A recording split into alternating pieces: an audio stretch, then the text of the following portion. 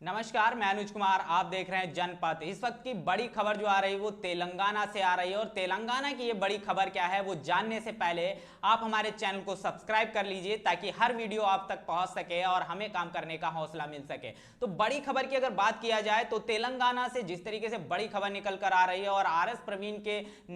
नेतृत्व में जो तेलंगाना लगातार जो है बीएसपी और बहुजन समाज पार्टी वहां पर जो मजबूत होती हुई दिखाई देती आ रही है वो कहीं ना कहीं आने वाले चुनाव में चौंका देने वाले जो परिणाम है लेकर आएगी। तो जिस तरीके से बात किया जाए तेलंगाना में आर एस प्रवीण और रामजी गौतम के नेतृत्व में एक बड़ी रैली होती है जिसमें तमाम जो अपार जो जनसमूह है वो आर एस प्रवीण को समर्थन करता हुआ दिखाई दे रहा है। और वो समर्थन भी क्यों ना करे, क्योंकि आर एस प्रवीण की अगर बात किया जाए तो आर एस प्रवीण एक रिटायर्ड आईपीएस ऑफिसर हैं। उन्होंने तमाम जो कैंडिडेट वहां से घोषित किए गए वो आईआईटी आईआईटीएंस हैं, तो आईआईएम से भी पढ़े हुए बहुत सारे लोग हैं। तो इस तरीके से वहां पे एक कैंडिडेट जो घोषित किए गए और उसके साथ साथ अगर आर एस प्रवीण के आप पूरे जीवन काल पर आपने अगर एक निगाह नजर डालते हैं तो कहीं ना कहीं आर एस प्रवीण एक अद्वितीय योगदान जो है तेलंगाना में रहा है उनका। अगर बात किया जाए शिक्षा के क्षेत्र में तो आर एस प्रवीण की तमाम ऐसी संस्थाएं चल रही हैं जो लगातार तेलंगाना में शिक्षा के क्षेत्र में काम करती हुई नजर आती हैं। तमाम जो बच्चों का भविष्य वो संवारते हुए नजर आ रहे हैं। तमाम जो एससी एसटी ओबीसी शोषित वंचित समाज की जो तमाम जो मूलभूत जरूरतें हैं उनको उनके लिए लगातार मुखरता से आवाज उठाते रहते हैं। तमाम जो अगर तेलंगाना में देखते हो जो पेपर लीक का मामला आता है उस पे जो है स्टूडेंट के समर्थन में खड़े रहते हैं। अगर बात किया जाए स्टूडेंट को स्कॉलरशिप को लेकर, चाहे आशा के मानदेय बढ़ाने को लेकर तमाम जो आंदोलन हुए हैं उन आंदोलनों में आर एस प्रवीण ने सबका साथ दिया है और लगातार कंधे से कंधा लगाकर तो कहीं ना कहीं उनके साथ में खड़े हुए नजर आते हुए दिखाई देते हैं। बाढ़ प्रभावित क्षेत्रों में वो खुद से स्वयं से जाकर दौरा करते हैं और दौरा करके उनकी जो मूलभूत जरूरतें हैं उसके लिए सरकार से मांग करते हैं और अपील करते हैं। लगातार जो है कि जो वहां की बात किया जाए केसीआर की सरकार है और केसीआर की सरकार की नाक में दम कर दिया है आर एस प्रवीण ने, क्योंकि केसीआर ने जिस तरीके से बात किया जाए सरकारी कर्मचारी हैं उनके 5% जो है टीए की बढ़ोतरी की थी, लेकिन आर एस प्रवीण ने साफ तौर पर कह दिया कि वो बढ़ना चाहिए 15%। तो जिस तरीके से बात किया जाए और केसीआर लगातार जो वही केसीआर हैं। अब केसीआर के ऊपर अगर आप थोड़ा सा नजर डालते हो तो केसीआर ने सबसे पहले इन्होंने ही कहा था कि अगर संविधान बदलना चाहिए तो इस तरीके की जो बात है वो केसीआर की तरफ से कही गई थी। और संविधान पसंद लोग जो हैं, जो बाबा साहब मान्यवर कांसीराम साहब को मानने वाले लोग हैं, वो कहीं ना कहीं जो है केसीआर की इस बात से बहुत नाराज हुए और उस नाराजगी को दूर करने के लिए केसीआर ने बाबा साहब भीमराव अंबेडकर की 125 फुट जो है प्रतिमा की स्थापना की। फिर भी लेकिन बहुजन समाज जानता है कि जो व्यक्ति बात कर सकता है शासन सत्ता में आने के बाद जिस तरीके से एससी एसटी ओबीसी पे जुल्म जाति और अत्याचार की खबरें जो वहां से आती हैं, जिस तरीके से तमाम जो है शोषण किया जा रहा है एससी एसटी और आदिवासी समाज का वहां पर, वो भी किसी से छुपा हुआ नहीं है। तो इसको लेकर लगातार जो है बाबा साहब भीमराव अंबेडकर को, मान्यवर कांसीराम साहब को, समता फुले अंबेडकर, इन सबको मानने वाले जो तमाम लोग हैं वो कहीं ना केसीआर से नाराज नजर आते हैं। इसी के लिए उन्होंने कहीं ना कहीं चंद्रशेखर आजाद रावण को मिलने के लिए भी बुलाया था चुनावी परिणाम को प्रभावित करने के लिए, लेकिन वहां की जनता जो है वो सारी चीजें जानती है, वो उससे प्रभावित नहीं हुई है। इसीलिए शायद दोबारा से उनको कोई फायदा नजर नहीं आया होगा कि चंद्रशेखर को बुला के तेलंगाना में कोई फायदा है, इसलिए उन्होंने दोबारा कभी भी चंद्रशेखर रावण को तेलंगाना में नहीं बुलाया, क्योंकि वो जानते हैं कि तेलंगाना का जो समाज है वो सारी चीजों को समझता है और तेलंगाना की जो तमाम आवाम है वो आर एस प्रवीण के नेतृत्व चाहती है और वो चाहती है कि आर एस प्रवीण जो है तेलंगाना के सीएम बने। और बीएसपी के तरफ से अगर बात किया जाए आर एस प्रवीण को सीएम चेहरा भी घोषित किया जा चुका है, यानी कि चुनाव जीतने के बाद आर एस प्रवीण ही तेलंगाना के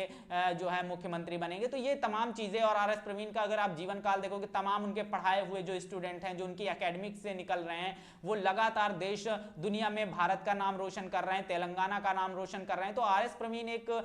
बात किया जाए एक महान हस्ती के रूप में उभरते हुए दिखाई देते हैं और उनके समर्थन में जिस तरीके से आप देख सकते हो कि तमाम जो अपार जो जनसमूह जो है वो साफ तौर पर आपको दिखाई देता हुआ नजर आ रहा होगा। तो इन वीडियोस में आप साफ तौर पर देख सकते हो कि किस तरीके से जो तेलंगाना में आर एस प्रवीण को तमाम जो है जनसमूह मिल रहा है और जिस तरीके से बात की जाए तमाम जो है लोग आर एस प्रवीण के नेतृत्व में लगातार जो है रोडों पर हैं और जिसमें रामजी गौतम जो है वो आर एस प्रवीण के साथ लगातार जो है आपको दिखाई दे रहे होंगे। तो जिस तरीके से रामजी गौतम और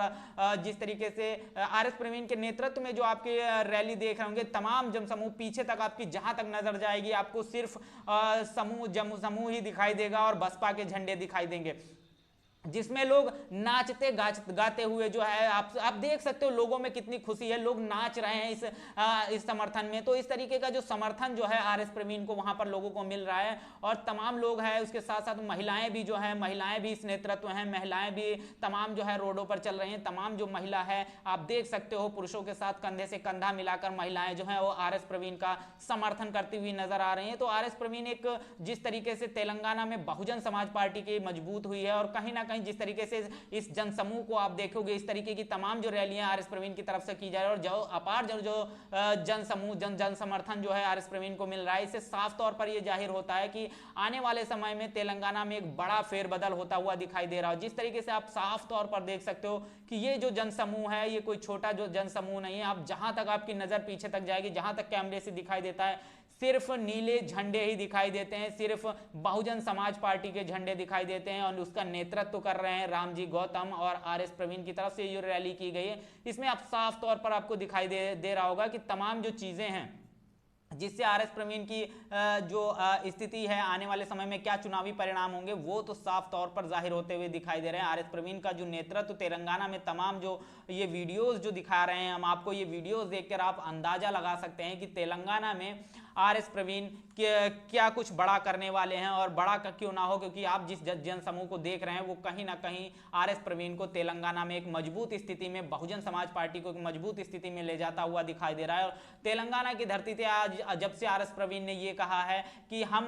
मैं तेलंगाना की हर एक बेटी को मायावती बनाना चाहता हूं, तब से जो है तेलंगाना की तमाम जो महिलाएं हैं वो लगातार जो है आरएस प्रवीण को समर्थन में खड़ी हैं और उसको तन मन धन से जो है आरएस प्रवीण को समर्थन कर रहे हैं। आप आरएस प्रवीण की अगर पुरानी किसी रैलियों को देखेंगे तो तेलंगाना की धरती से तमाम जो जनसमूह है वो कहीं ना कहीं धन और वोट दोनों के साथ जो है, वोट और नोट के साथ दोनों के साथ जो मान्यवर कांसीराम साहब की राजनीति थी, उस राजनीति के तहत अगर आप बात देखते हो तो चाहे उनके साथ धन और वोट दोनों, यानी जो मान्यवर कांसीराम साहब कहते थे नोट और वोट दोनों चाहिए, तो वो दोनों जो है तेलंगाना की जो जनता है वो आरएस प्रवीण को देती हुई नजर आती है। तमाम आप उनके वीडियो देख सकते हो, लगातार उनके सोशल अकाउंट पर आपको मिल जाएंगे। और तेलंगाना की अगर बात किया जाए तो तेलंगाना में 30 नवंबर को वोटिंग शुरू होगी और तेलंगाना की 119 जो सीट हैं उन पर ये पूरा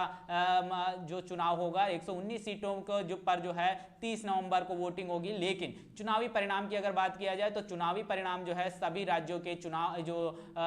चुनाव होने के पश्चात ही ये 3 दिसंबर को घोषित किए जाएंगे। तो देखने वाली बात ये रहेगी कि 3 दिसंबर को आरएस प्रवीण क्या कुछ बड़ा करते हैं, तेलंगाना की राजनीति में क्या कुछ बड़ा होने वाला है। लेकिन जिस तरीके से ये जन समूह है, इससे साफ तौर पर एक अंदाजा तो लगता हुआ दिखाई दे रहा है कि